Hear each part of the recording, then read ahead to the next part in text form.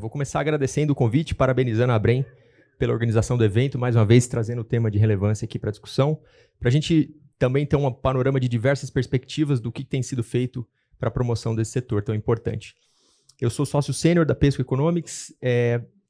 Durante esse projeto especificamente, eu ainda estava do outro lado do balcão, ainda trabalhava no Ministério da Economia, não na gestão desse projeto, mas na gestão de outros projetos da área de infraestrutura. Esse projeto foi contratado pela, então, Secretaria de Desenvolvimento da Infraestrutura, né, do Ministério da Economia, então Ministério da Economia, especificamente na Subsecretaria de Planejamento da Infraestrutura Subnacional, por meio de um contrato via PNUD.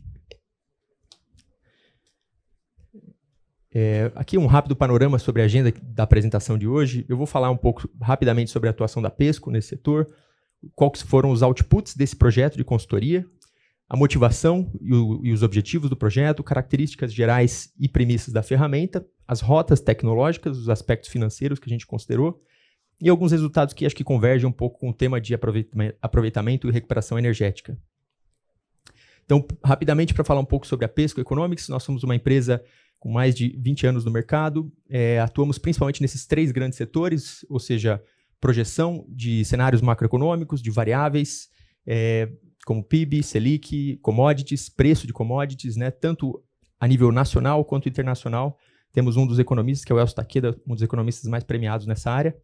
A segunda é essencialmente a área que eu vou apresentar aqui hoje para vocês com mais detalhes, um dos projetos que a gente desenvolveu nessa área de estudos econômicos, onde a gente avalia não só impactos da perspectiva ex ante, né, ou seja, antes do projeto acontecer, mas também ex post, uma vez que o projeto já aconteceu, a gente quer calcular, né, estimar quantitativamente quais foram os impactos sociais, ambientais e econômicos daquele projeto. E a terceira área de atuação é a estruturação de projetos, é um pouco do que o meu colega Miqueias falou aqui. A gente, inclusive, é parceiro da Caixa em alguns dos projetos, do BNDES também, de outros entes subnacionais, na estruturação de PPPs e concessões para diversos setores de infraestrutura, tanto econômica quanto social. Eu gosto de começar pelo fim, para que, se vocês esquecerem tudo que eu falei, vocês pelo menos levam o mais importante. Então, eu deixo aqui, a primeira tela é os outputs do projeto, né? Ou seja, o que foi entregue nessa contratação do Ministério da Economia para a Pesco. Essencialmente, a gente produziu aí uma ferramenta de cálculo de pré-viabilidade financeira. Ou seja, antes da gente começar os projetos de estruturação de investimento, ou seja, aquele EVTEA, todos aqueles estudos de demanda, estudos ambientais que são custosos, é muito importante a gente saber quais projetos precisam ser priorizados. Para isso, olhando a nível nacional, à época o Ministério definiu que seria importante a gente ter uma ferramenta que pudesse olhar o país inteiro em agregações e arranjos territoriais cobrindo todo o território nacional, para ter uma noção de qual que é a viabilidade financeira, ainda de maneira paramétrica, ainda de maneira preliminar, mas que pudesse dar pistas de onde a gente poderia ter uma vocação para determinados tipos de rotas tecnológicas. E aqui eu estou falando não só de coleta, transbordo, mas também produção de CDRs e até reaproveitamento, né, valorização energética. Então, essa ferramenta foi produzida, tá aí, foi desenvolvida na base do Excel, o documento que coloca uma compilação de todas as referências que a gente utilizou, todas as entrevistas, visitas que foram feitas, também um relatório de mais de 300 páginas, está disponível. E para quem tem interesse em operar essa ferramenta dentro do seu consórcio municipal, para ter uma ideia de como que seria a pré-viabilidade da sua região, tem aí também o guia de como utilizar essa ferramenta. Tudo isso está disponível na internet, tanto no site da então Secretaria, como também no monitor de investimentos. Para quem não conhece, é só digitar lá gov.br/investimentos e no painel radar e filtrar por setor de resíduos sólidos. E aí vocês vão ver essas 3 opções para download. Eu acho que aqui ficou um pouco pequeno, mas você tem aí, então, tanto a ferramenta quanto o guia de utilização dela e o relatório completo dessa consultoria. Além disso, se você quiser uma explicação um pouco mais detalhada do que só os 20 minutos que eu tenho aqui para falar para vocês, tem o webinário de lançamento dessa plataforma, dessa ferramenta, que está no YouTube disponível também, no site no canal do MP Streaming. Você pode encontrar digitando lá metodologia de modelagem de projetos de manejo de resíduos sólidos urbanos em arranjos regionais. Então, tudo isso está disponível na internet para caso alguém tenha interesse em aprofundar os detalhes. Acho que o primeiro passo é falar um pouco sobre o que motivou, à época, o governo federal a contratar esse tipo de consultoria, trazer tantos parceiros, né, PNUD e uma própria consultoria do viés econômico para desenvolver esse projeto.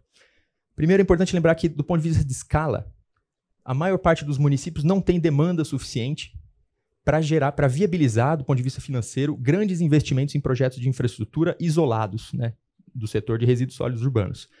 Essa motivação ela é aplicável para vários outros setores de infraestrutura, mas em especial para resíduos sólidos urbanos, onde a gente sabe que muitas das operações que exigem rotas mais sofisticadas do ponto de vista tecnológico envolvem também o consorciamento, né, o arranjo regional de vários municípios para poder dar viabilidade tarifária. Em segundo lugar, apenas uma parte pequena, né, dos municípios já participa de arranjos regionais, sejam consórcios, sejam associações intermunicipais, para a prestação de serviços de manejo de resíduos sólidos urbanos. Ou seja, existe uma oportunidade muito grande, olhando para aqueles municípios que ainda não têm rotas tecnológicas desenvolvidas, né, um serviço adequado, ambientalmente adequado de manejo e gestão dos resíduos. Existe uma oportunidade de a gente mapear quais são esses municípios e oferecer projetos de investimento para esses atores. Em terceiro, a gente tem metas de longo prazo. Ao longo das palestras, tanto de hoje quanto de ontem, foram mencionadas várias delas, né? Tanto o Planares quanto a política nacional de resíduos sólidos envolvem metas de longo prazo, seja na melhoria da porcentagem de resíduos que é recuperada via reciclagem ou de energia que é recuperada também por meio de CDR ou transformação de usinas Waste to Energy. Então, a gente também tem, além dessa demanda, não só de regularizar ambientalmente aqueles municípios que ainda não estão adequados, mas também de colocar eles para dentro do que está planejado aqui nas metas de longo prazo. E para fazer uma ponte de novo aí com meus colegas estruturadores de projeto da Caixa, é muito importante a gente saber quais são os bons projetos antes da gente investir em estruturação. Projetos de estruturação de investimento em infraestrutura custam bastante dinheiro. O CAPEX e o OPEX geralmente está na ordem de centenas de milhões de reais, ou às vezes bilhões, se você considera todo o ciclo de vida do projeto. Mas só a estruturação do projeto em si já é muito custosa. Você contratar um projeto de engenharia, um EVTEA, um estudo de demanda, tudo isso envolve recursos. E da perspectiva subnacional, que você tem esses recursos ainda mais limitados, é importante você saber quais daqueles setores, quais daqueles municípios tem uma pré-viabilidade financeira antes de você contratar uma estruturação de projeto. Eu trouxe aqui esse gráfico, que é do Infrastructure and Projects Authority, do Reino Unido, que coloca essa estrutura de 3 etapas de tomada de decisão progressiva, para você evitar com que projetos avancem sem a maturidade necessária e lá na frente a gente tenha um nível alto de mortalidade de PPPs e concessões, obras paralisadas ou projetos que não entregam um retorno adequado para a sociedade. Então, eles envolvem aí uma tomada de 3 decisões, chamado Early Business Case, né, a proposta inicial de investimentos, a proposta intermediária e a proposta final. Essa proposta inicial de investimentos é o que a gente chama de pré-viabilidade. É aquilo que muitas vezes não é feito antes de contratar um estudo, uma estruturação mais cara, e resulta muitas vezes em estudos que vão ser engavetados ou vão gerar projetos que vão não ter uma viabilidade comprovada na hora de detalhar os estudos. Por isso é tão importante a gente ter ferramentas que possam avaliar ainda de maneira paramétrica, ou seja, com poucos recursos, com poucos dados, mas já te dá um cheiro, um panorama, se aquele projeto pode ser viável ou não, principalmente do ponto de vista financeiro. Então, o objetivo do projeto em si era elaborar uma metodologia para modelagem de projetos de manejo de resíduos sólidos urbanos em arranjos regionais, consórcios municipais ou blocos regionais, e rotas tecnológicas ótimas. Essas rotas tecnológicas são o que a gente pode chamar de diferentes tecnologias para fazer a coleta, o transbordo, a recuperação, o tratamento, o aproveitamento energético e a disposição final desses resíduos, considerando seus fluxos de caixa, diferentes receitas e despesas de custos relevantes. Então, o objetivo era criar essa ferramenta e, claro, propor alguns estudos de caso, alguns exercícios de diferentes arranjos municipais para demonstrar quais aqueles que teriam maior viabilidade. Algumas características gerais dessa ferramenta. Então, para começar, é uma ferramenta automatizada. Ela envolve muito menos cálculo, muito menos horas de um analista para gerar uma análise de um fluxo econômico, financeiro, porque boa parte das premissas já estão embarcadas dentro dessa ferramenta. Então, você pode simplesmente setar ou selecionar quais as rotas que você quer que seja aplicável àquele projeto, quais as premissas do ponto de vista financeiro, e quais os municípios que vão estar agregados dentro desse consórcio, para então gerar automaticamente o cálculo dessa pré-viabilidade financeira para possíveis concessões em arranjos regionais. É uma ferramenta flexível, né, como eu mencionei, você pode alterar as diferentes rotas tecnológicas, né, os diferentes serviços que são colocados para dentro dessa concessão, e também permite você avaliar de diferentes modelos de regionalização. A gente fez 2 exercícios, um top-down, outro bottom-up. Então, o primeiro modelo de regionalização é considerando a base de regionalização do SUS, que é um modelo extensamente discutido na literatura por agregar diferentes conceitos, aí, tanto o aspecto logístico quanto de vocação econômica dos municípios e também aspectos geográficos. Então, a gente utilizou esse mesmo arranjo de agregação regionalizada do SUS para propor o que seria uma equivalente viabilidade financeira para uma concessão de resíduos sólidos nesses municípios. Ou então, a gente também colocou uma segunda opção, que é justamente avaliar a viabilidade financeira dentro daqueles consórcios que já existem, que já estão operacionais, né? Ou seja, que já tem algum arranjo aí formalizado.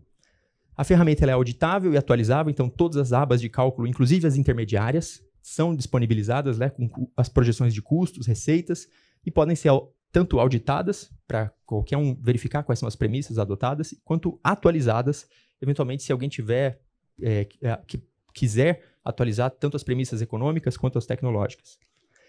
É uma ferramenta que foi feita com base em mais de 300 publicações acadêmicas, dezenas de visitas técnicas de casos reais de consórcios que a gente visitou para construir e coletar informações de CAPEX e OPEX, de estratégia de rota de logística para coletar esse resíduo e diversas entrevistas com os especialistas do setor. Então, é uma ferramenta bem fundamentada e ela traz, por fim, os resultados são sempre o mais conservador possível. Ou seja, qualquer ganho que você tiver na estruturação, ele só tende a melhorar a tarifa proposta pelo cálculo da nossa ferramenta. Então, a ferramenta em si, ela não considera o pagamento de qualquer tipo de aporte ou VPM. Então, ela é feita para promover a pré-viabilidade de uma concessão simples, sem qualquer tipo de pagamento do poder concedente para o parceiro privado. Então, se você encontrar a viabilidade tarifária, né, financeira, em qualquer um dos municípios que você utilizar a ferramenta, provavelmente essa viabilidade tende apenas a melhorar com o pagamento de um VPM ou de um aporte numa estrutura diferente de concessão simples, por exemplo, uma PPP.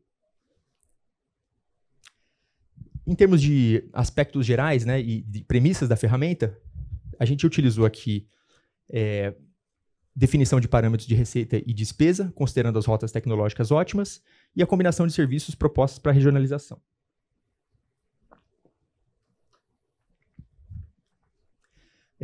Só resíduos domiciliares e resíduo de podas foram considerados, muito em função de os outros tipos de resíduos, né, industriais, de construção civil, dos transportes, agro-silvo-pastoris, entre outros, serem muitas vezes de responsabilidade do próprio gerador desses resíduos, e também em função da limitação dos dados para a gente poder estimar a quantidade de massa gerada em cada um desses tipos de resíduo.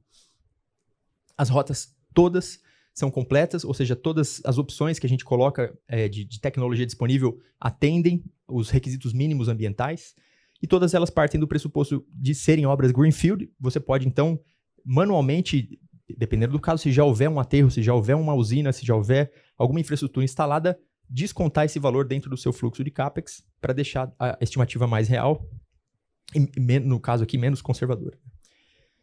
E os resultados realizados apresentam resultados aplicáveis imediatamente, tanto para consórcios que já estão operacionais, quanto para a territorialização da atenção básica do SUS. É aquilo que eu estava explicando. A gente usou essa ferramenta aplicada a tanto consórcios que já operam, quanto a um cenário onde a gente poderia fazer arranjos para todo o Brasil utilizando a mesma base do SUS. E é uma ferramenta que não adota um padrão de estrutura tarifária, ou seja, ela te dá uma tarifa única. Você pode, em cima disso, construir algum tipo de subsídio para ofertar uma tarifa social, para ter algum tipo de subsídio entre usuários, né? E aí permitir uma estrutura de cobrança progressiva, cobrando mais de quem pode pagar mais. Esse é um rápido exemplo de o que são as rotas tecnológicas consideradas. Eu acho que muitos de vocês aqui já devem ser bem familiares com esse tipo de linguagem, mas é sempre bom lembrar. A gente tem coleta de resíduos recicláveis, resíduos mistos, orgânicos, e dependendo do nível de tecnologia utilizado para fazer a coleta e gestão desses resíduos, você pode chegar a diferentes destinos, a diferentes caixinhas, né? Então, talvez o nível mais completo seria onde você tem a triagem e a reciclagem desses materiais, já coletados de maneira, né, separada. Dos resíduos mistos, você pode ter o tratamento mecânico ou mecânico-biológico, levando para ou uma criação de combustível derivado do resíduo, a reciclagem daqueles que são recicláveis, ou entrega para os rejeitos que vão depois para o transbordo, seguiram para o aterro. E dos orgânicos, você pode ter a compostagem, que vai gerar tanto o composto quanto o rejeito, ou então ter uma biodigestão anaeróbia, que vai gerar o biogás, que pode ser utilizado tanto na produção de biometano, quanto na própria recuperação energética. Então aqui, basicamente te dá uma opção de um cardápio de tecnologias que pode ser utilizado dentro dessa estimativa de pré-viabilidade financeira. A gente transformou essas possibilidades em 5 cenários, que depois se desdobraram em 8 cenários, fazendo pequenas variações entre que tipo de tecnologia entra ou não naquele arranjo. Então a gente começa do nível 1, onde é a rota tecnológica mais simples, ambientalmente adequada, que você tem a coleta, né, tanto dos mistos recicláveis, o transbordo, a triagem e o aterro sanitário. Esse seria o passo mais simples, mas ainda assim adequado com as normas de longo prazo do setor. E aí você pode ter diferentes combinações até chegar a um nível mais sofisticado, onde você tem incineração, tratamento mecânico-biológico e a recuperação energética. Então, para fechar, eu trouxe algumas telas aqui de como que a ferramenta se comporta, né? Você tem, então, aí o painel principal, onde você vai ter tanto a estrutura dos municípios dentro daquele consórcio. Isso é uma tela do consórcio do SINV, né? Consórcio Intermunicipal do Médio Vale do Itajaí, colocando ali onde você pode selecionar a rota tecnológica e o cálculo de tarifa, incluindo aí as variáveis de CAPEX e OPEX, que são todas mostradas aí, não só de maneira das premissas que são utilizadas do ponto de vista tributário, de fluxo de caixa, de formação do capital, de recuperação do investimento, mas também os resultados em termos de projeção de CAPEX e OPEX em função de todo o fluxo de massa que é gerado dentro daquele consórcio. Então a gente tem uma estimativa de quanto de resíduo que é gerado e o custo que seria necessário para você fazer a aplicação da rota selecionada, a rota tecnológica selecionada, e com base nisso a gente estima uma tarifa. Essa tarifa é comparada com o poder a disposição a pagar das pessoas, ou a capacidade de pagamento, que é estimada em torno de 3% da renda média da população. Se essa tarifa é abaixo dessa capacidade de pagamento, significa que, ok, o projeto foi aprovado, ele, do ponto de vista de pré-viabilidade, ele passou no primeiro filtro. Ele estaria apto para seguir para uma estruturação, para um detalhamento mais profundo dessa modelagem, tanto de engenharia quanto econômica. Aqui mais algumas premissas. Você consegue estimar também o retorno sobre investimento, né? Indicadores como ROI, ROIC, o custo de capital e as premissas que são colocadas aí para a formação dessa tarifa. Para fechar, eu trouxe, já puxando um pouco os resultados que a gente conseguiu produzir, especificamente para rotas que incluem recuperação energética, levando em consideração, então, esse nível de 3% do comprometimento da renda, como a nossa linha de corte, mostrar, então, que tipo de rotas, dentro das 2 simulações que foram feitas, geraram viabilidade ou pré-viabilidade financeira, né? Então, a rota 3B é aquela que inclui tratamento mecanizado e produção de CDR. No primeiro exercício, onde a gente pega só os municípios que já atuam em consórcio, a gente encontrou que dentro desse pool de municípios, a gente teria em torno de 56% dos municípios que passariam nesse teste de pré-viabilidade financeira, ou seja, eles teriam capacidade de pagamento para implantar esse tipo de tecnologia. Quando a gente pega a amostra nacional utilizando a territorialização do SUS, a gente chega a um número parecido, né? Em torno de 54% dos municípios teriam condições financeiras e de demanda para justificar esse tipo de projeto.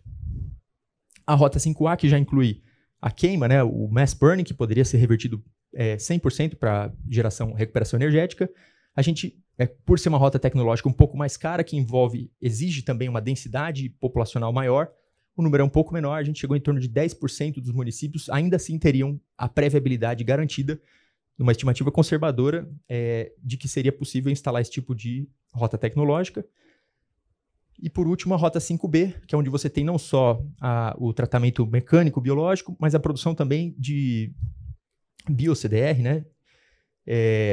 Tendo aí uma viabilidade de em torno de 19%, 17%, dependendo do tipo de arranjo que é feito nos consórcios. Eu deixo o convite para quem tiver interesse de conhecer um pouco mais dos outros produtos, outros estudos que a gente faz na Pesco. Aqui está o nosso contato. Vocês vão ser bem-vindos para tomar um café com a gente ou lá em São Paulo ou aqui em Brasília também. Obrigado, boa tarde.